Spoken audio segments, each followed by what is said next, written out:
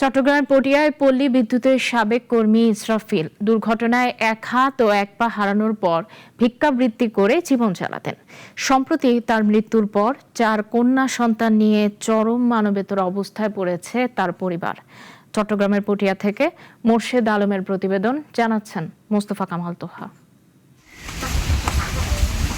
পটিয়া উপজেলার হাইদগাঁও আশ্রয়ণ প্রকল্পের 220 নম্বর ঘর।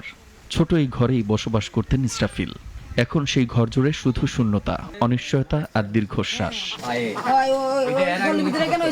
প্রায় 15 বছর আগে পল্লী বিদ্যুতের কাজে নিয়োজিত থাকা অবস্থায় 11,000 ভোল্টের বিদ্যুৎ লাইনে দুর্ঘটনায় গুরুতর আহত হন ইসরাফিল।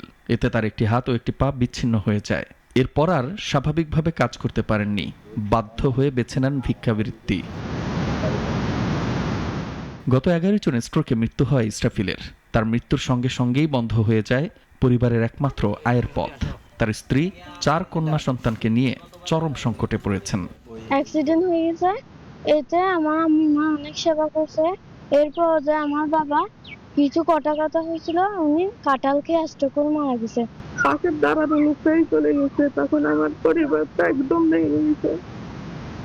আমার পেটে মেয়ে পাশে দাঁড়ানোর মতো কোনো লোক নাই। আমার আত্মীয় স্বজনের আর্থিক অবস্থাও খারাপ। মানুষের সহায়তায় চলছিল তার সংসার।